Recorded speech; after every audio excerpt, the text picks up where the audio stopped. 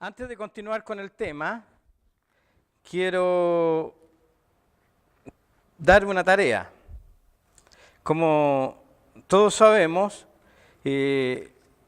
todo lo relativo a la vida de Jesucristo fue predicho, profetizado por diferentes personas del Antiguo Testamento, y la tarea entonces va a consistir en hacer un listado de todos los pasajes proféticos donde, entonces todos los pasajes mesiánicos donde se profetiza acerca de Jesús.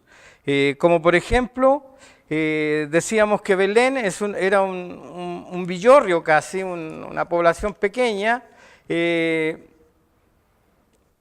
estaba cerca de Jerusalén y que ahí nacería el Mesías. ¿Y cómo sabemos esto? Porque en el Antiguo Testamento, en el libro de Miqueas, en el capítulo 5, versículo 2, dice: y tú, Belén Efrata,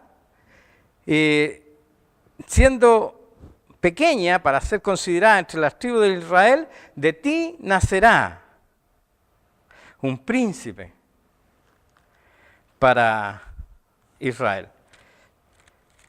Vamos a buscarlo y leerlo mejor directamente.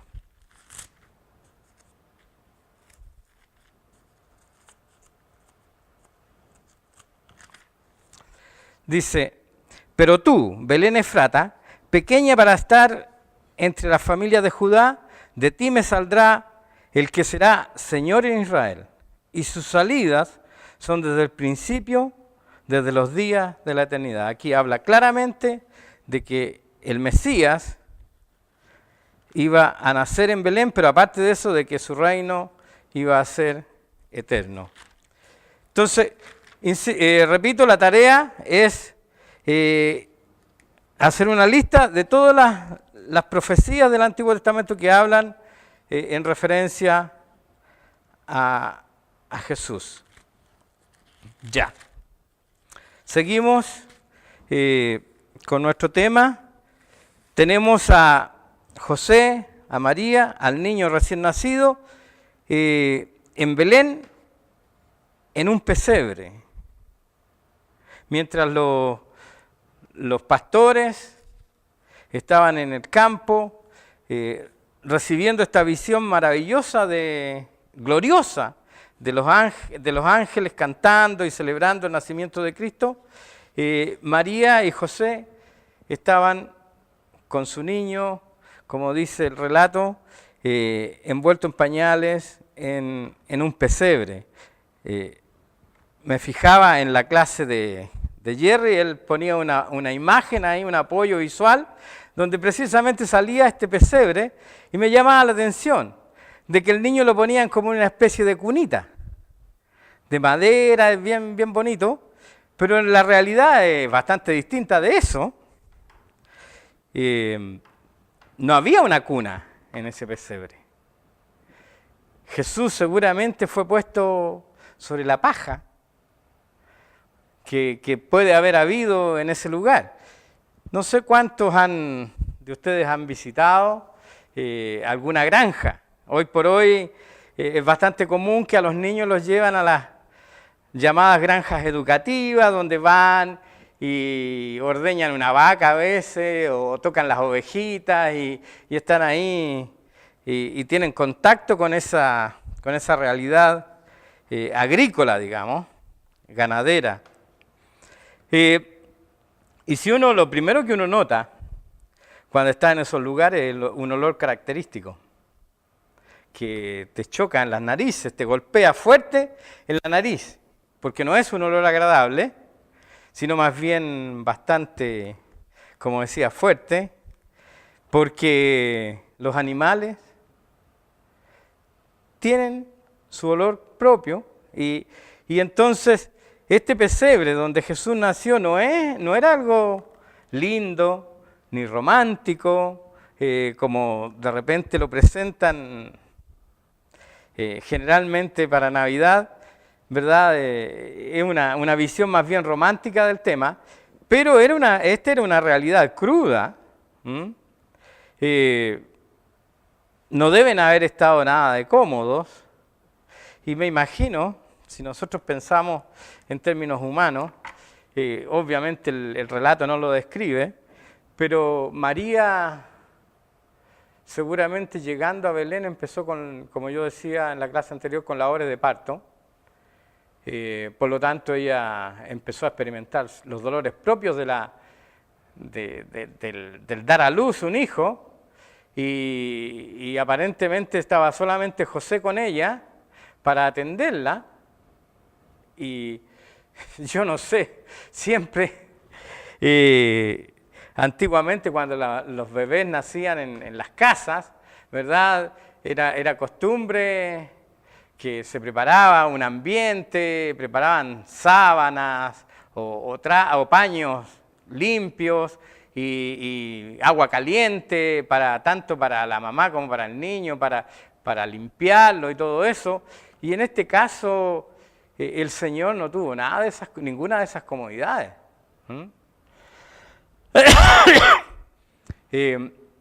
Son cosas que uno de repente no piensa, o sea, uno lee el relato y no se da cuenta de todas las implicancias que tiene al leer de que el Señor nació en un pesebre.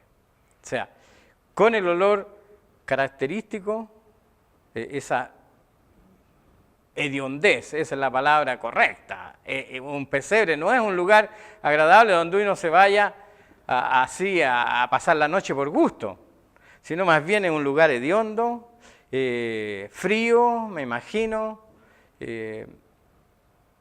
y con animales ahí. Y en esas condiciones nace Jesús. Por lo tanto, María seguramente debe haber sido previsora y tiene que haber a lo mejor tenido algunas cosas preparadas, pero igual no hay forma de... Yo creo que la única manera de poder dimensionar realmente lo que significa esto para Jesús y para María y José sería que alguien se fuera un día a pasar una noche en un pesebre estando embarazada y diera a luz a su hijo ahí. Yo creo que todos diríamos, pero ¿cómo es posible? ¿A nadie? Yo creo que le cabe en la mente que eso ocurra. Sin embargo, el Señor, nuestro Señor, nació en esas circunstancias. Ok, ahora tenemos a los pastores en el campo que ven la visión y luego dice que ellos se dijeron a sí mismos, o se dijeron entre ellos, unos a otros, pasemos pues hasta Belén y veamos esto que ha sucedido y que el Señor nos ha manifestado. O sea, yo hacía notar de que el ángel no les dijo, nació en Belén, les dijo, nació en la ciudad de David. Sin embargo, ellos entendieron claramente que se trataba de Belén y fueron hasta allá. Y vinieron entonces, dice el relato, apresuradamente y hallaron a María y a José y al niño acostado en el pesebre. Como decíamos, no era la clínica alemana, no era ni siquiera una sala común de hospital, era un pesebre, con todas las implicaciones que eso tiene. Ahora, al verlo, ellos lo reconocieron enseguida y dieron a conocer o les contaron a María y a José lo que habían visto y lo que se les había dicho acerca del niño. O sea, ahí me imagino los pastores, ¿verdad? Deben haber estado, por un lado, ya más tranquilos y al mismo tiempo entusiasmados, viendo que lo que el ángel les había dicho era verdad, comprobando de que era verdad, y que entonces ellos, a su vez, contando lo que ellos habían vivido. Imaginémonos un poco, pongámonos en el escenario. Ellos llegan, efectivamente está ahí esta pareja con su bebé, y dicen, no saben lo que nos pasó. Nosotros estábamos allá en el campo, estábamos con las ovejas, y algunos estábamos durmiendo y de repente despertamos porque tuvimos una visión celestial. Y nos dijeron de que había nacido un Salvador y nos dieron las indicaciones y resulta que aquí están ustedes. Yo me imagino cómo debe haber sido la escena y como dice acá, y todos los que oyeron se maravillaron de lo que los pastores decían. O sea, como yo decía anteriormente también, debemos recordar que había un período en la historia de Israel en que había un silencio de parte de Dios. Un periodo no menor de 400 años. Entre paréntesis, uno de ustedes me comentaba un poco esto, me preguntaba, ¿cómo si esto era tan así? Y en realidad es así. Dios, por decirlo así, se cayó por 400 años y no se comunicó con su pueblo. Y como yo decía, no es que no hubieran pasado cosas pasaban, pero de parte de Dios no había ninguna comunicación como el pueblo estaba acostumbrado.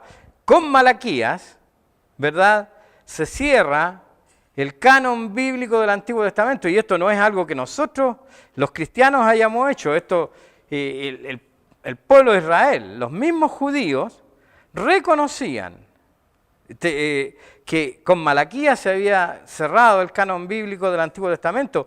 En la Septuaginta, por ejemplo, es así. No hay después otros escritos que fueran reconocidos como palabra de Dios, ni nada parecido. Entonces, todo este acontecimiento que estamos revisando es algo absolutamente novedoso, por decirlo menos, es algo absolutamente increíble para estas personas. Ahora, dice de que María guardaba todas estas cosas en su corazón. O sea, ella como que iba entonces escuchando, iba mirando y todo esto lo iba atesorando como algo importante. Los pastores, luego de confirmar el hecho y darse cuenta de que efectivamente lo que el ángel les había dicho era verdad, dice que volvieron glorificando y alabando a Dios por todas las cosas que habían visto y oído como se les había dicho. Luego encontramos siempre en el capítulo 2 de Lucas, en el versículo 21, que cumplidos los 8 días para circuncidar al niño, le pusieron por nombre Jesús, el cual obviamente le había sido puesto por el ángel antes que fuese concebido. Pero, ¿qué significa esto? Hoy día a lo mejor diríamos, bueno, lo bautizaron y le pusieron por nombre Jesús. En la tradición católica, ¿verdad?, eso es lo que se acostumbra. O lo inscribieron en el registro civil y le pusieron por nombre Jesús. Hablemos un poco de la circuncisión. ¿Y por qué fue necesario que Jesús fuera circuncidado?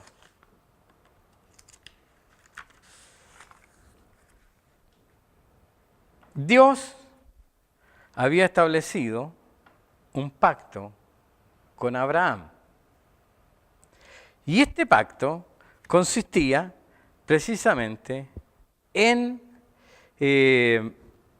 circuncidar a todo recién nacido. Esto lo podemos ver entonces en Génesis 17.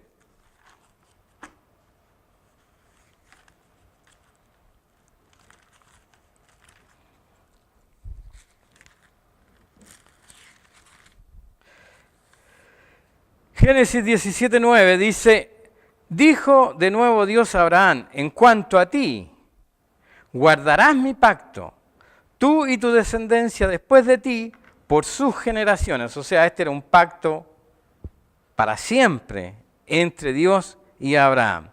Y este es mi pacto, dice, que guardaréis entre mí y vosotros y tu descendencia después de ti. Será circuncidado todo varón de entre vosotros. Circuncidaréis pues la carne de vuestro prepucio y será por señal del pacto entre mí y vosotros. Y de edad de 8 días será circuncidado todo varón entre vosotros por vuestras generaciones.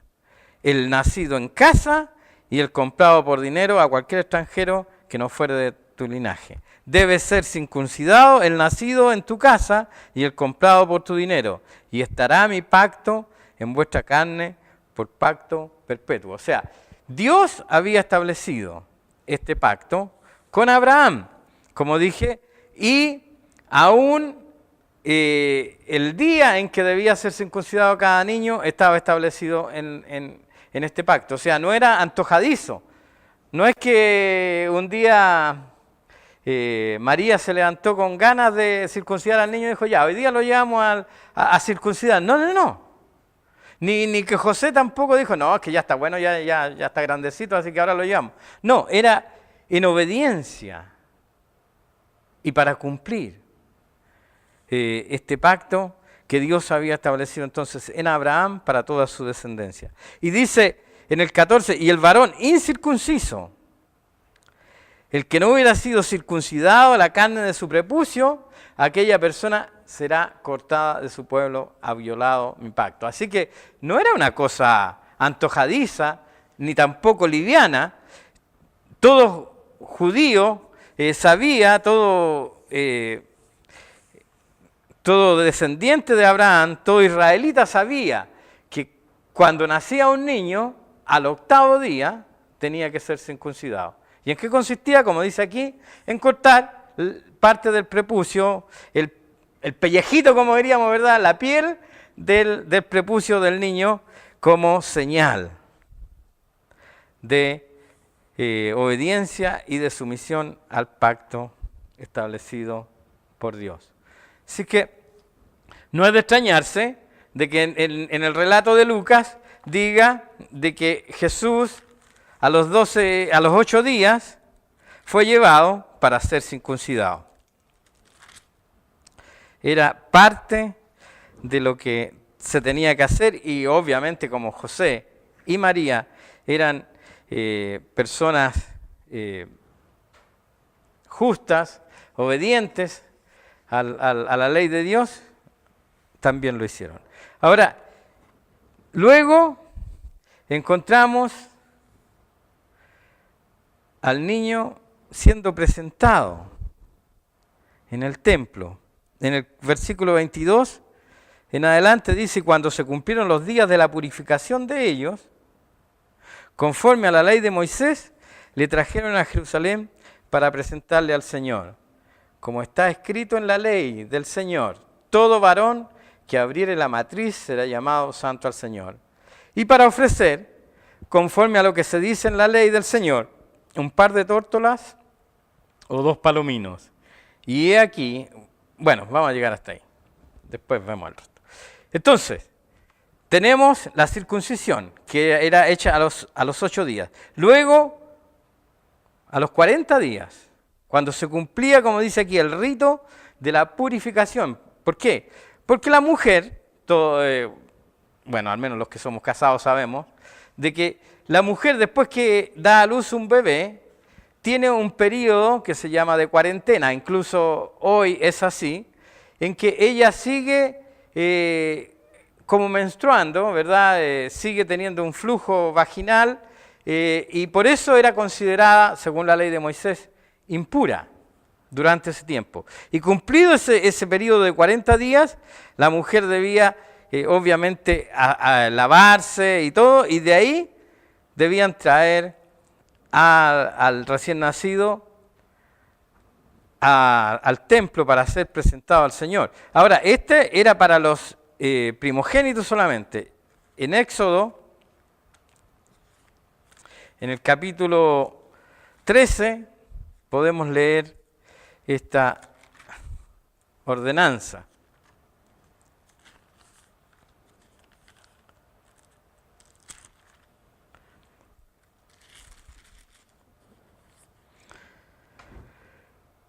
Éxodo 13, del 1 en adelante, dice: Jehová habló a Moisés diciendo: conságrame todo primogénito, cualquiera que abre matriz entre los hijos de Israel, así de los hombres como de los animales, mío es. O sea, todo hijo primogénito era de Dios. Dios decía: ese me pertenece. Y entonces dijo Moisés al pueblo: tened memoria de este día en el cual habéis salido de Egipto, ¿verdad? Y dice en el 9, y te será como señal sobre tu mano y como memorial delante de tus ojos, para que la ley de Jehová esté en tu boca, por cuanto con mano fuerte te sacó de Egipto. Por tanto, guardarás este rito en su tiempo, de año en año. Y cuando Jehová te haya metido en tierra del cananeo, como te ha jurado a ti y a tus padres, y cuando te la hubiere dado, dedicarás a Jehová todo aquel que abriere matriz, y asimismo todo primer nacido de tus animales, los machos serán de Jehová. Mas todo primogénito de asno redimirás con un cordero, y si no lo redimieres, quebrarás su servicio. O sea, si no quería pagar el precio tenía que matarlo.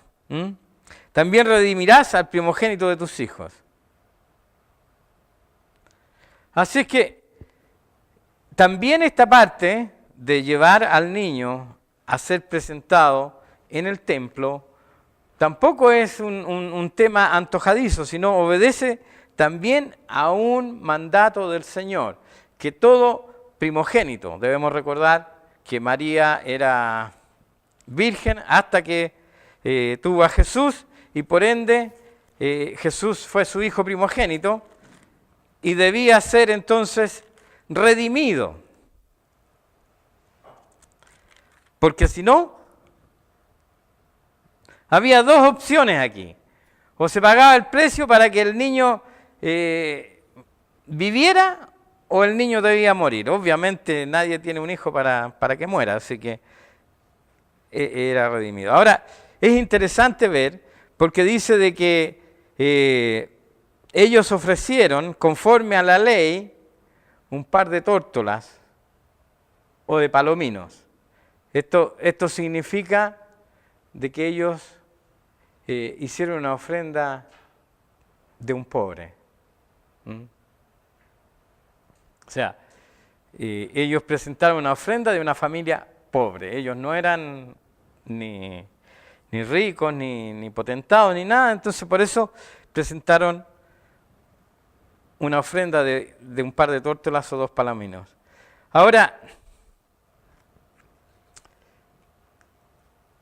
era importante que Jesús fuese llevado también al templo para ser presentado, porque, como sigue relatando Lucas, dice que había en Jerusalén un hombre llamado Simeón.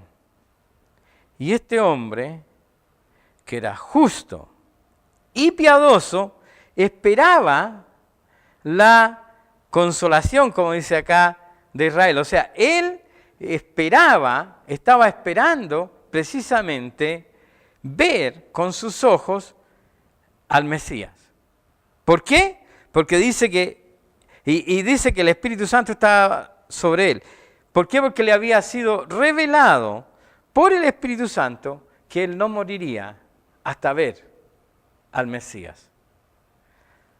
Una vez escuché un mensaje acerca de esto, y el predicador decía: Simeón pasaba las calles con luz roja, se bañaba con agua helada en el invierno, no le tenía miedo a ninguna enfermedad. ¿Por qué? Porque Dios le había dicho de que él no moriría hasta ver al Mesías. Y ya era un hombre, un anciano, pues, de edad avanzada. Ahora, el relato de Lucas dice de que este Simeón entonces movido por el Espíritu Santo, vino al templo. Justo, qué coincidencia, justo cuando José y María llegan con el niño, este Simeón llega ahí al templo también. Es interesante considerar cómo Dios va ordenando y haciendo coincidir todas las cosas. A mí siempre me impresiona esto de cómo Dios ordena los acontecimientos de tal manera para el cumplimiento de su voluntad y de sus propósitos. Entonces, este hombre mayor, anciano, llega al templo y se encuentra con que los padres de Jesús lo habían traído al templo para hacer de acuerdo al rito de la ley, o sea, para presentarlo al Señor y presentar la ofrenda de redención por el pequeño.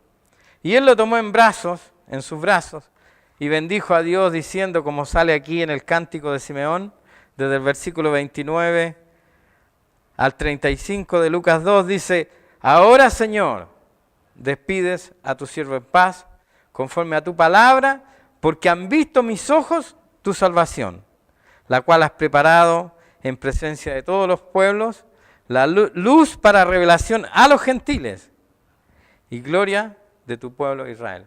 Interesante la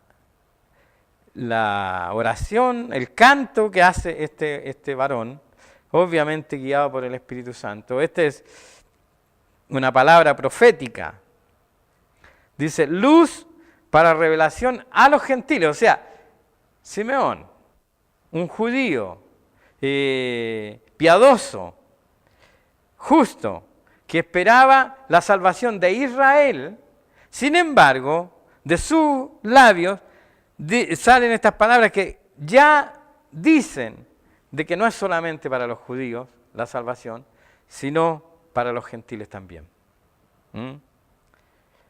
Como hablaba Jerry en su clase, en el corazón de Dios siempre estuvieron todas las naciones y siempre han estado todas las naciones.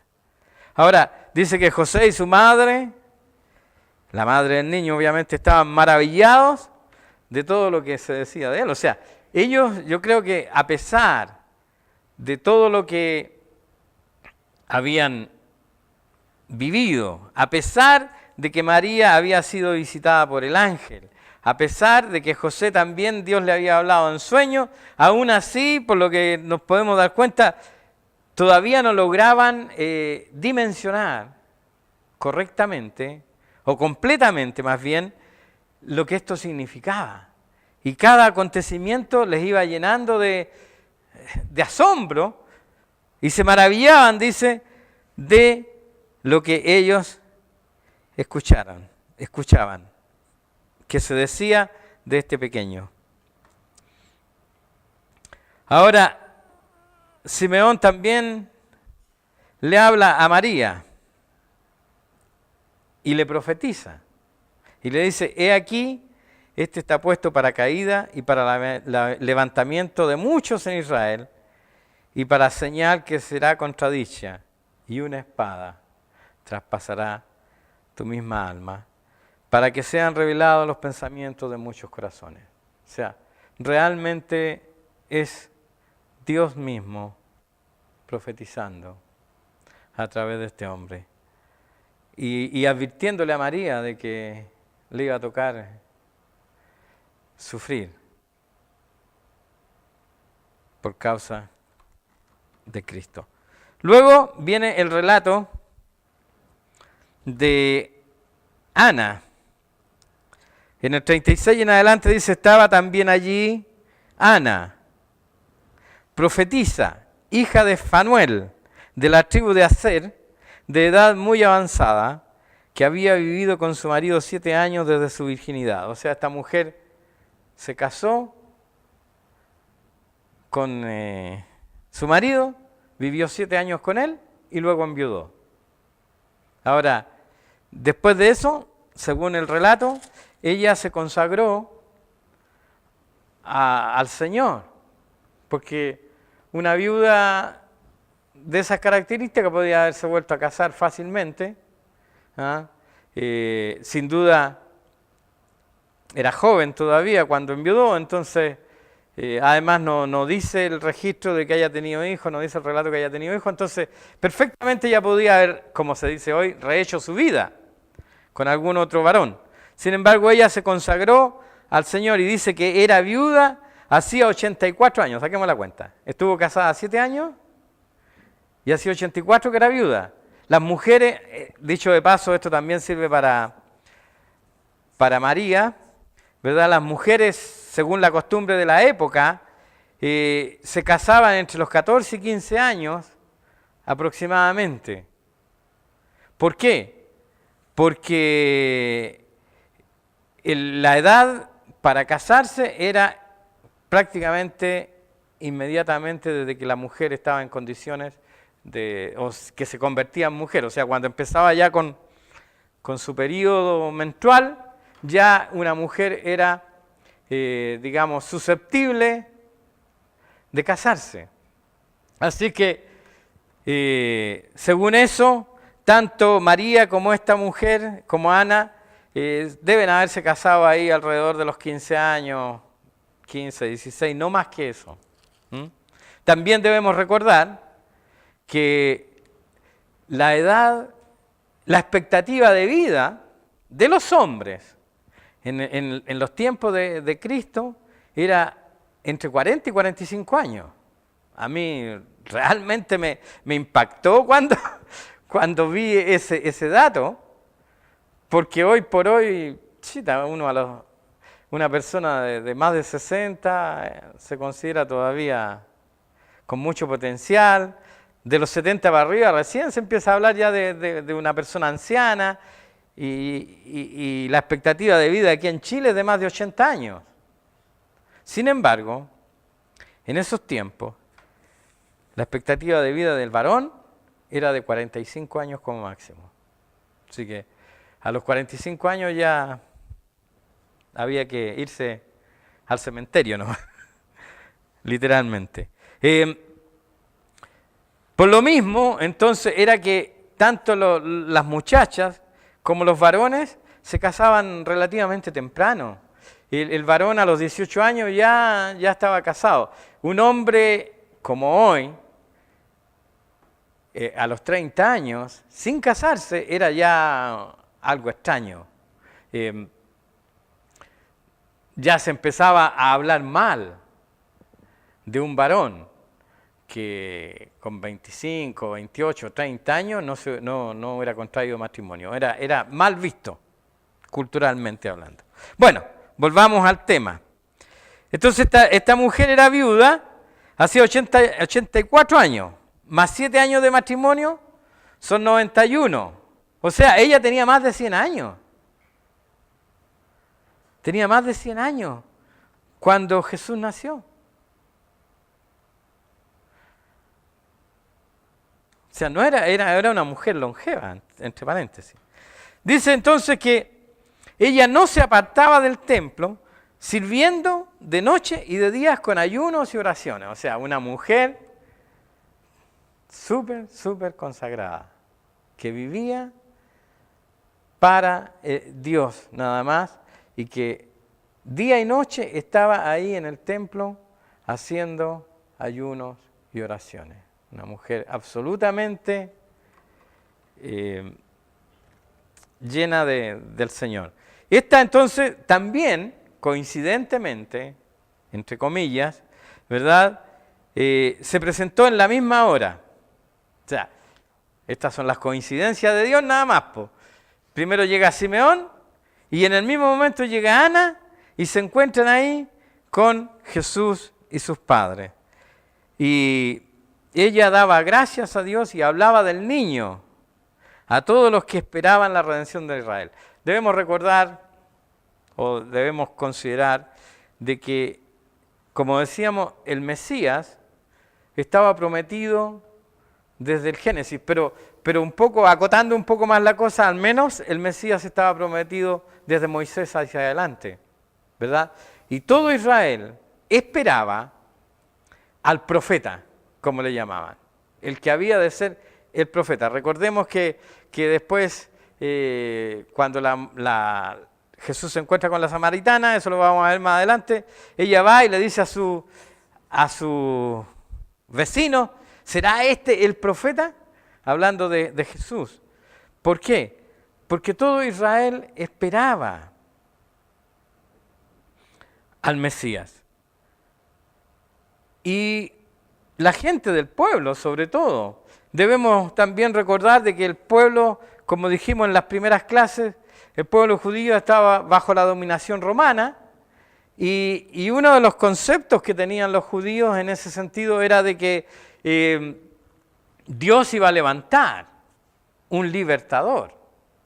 O sea, ellos tenían, yo diría, un poco una mezcla entre lo que era el Mesías y lo que era un libertador para su pueblo que iba a libertar. Ellos no entendían, no tenían solamente el concepto que tenemos nosotros, ¿verdad?, de libertad del pecado y libertad en el espíritu. Ellos pensaban que también Jesús o el Mesías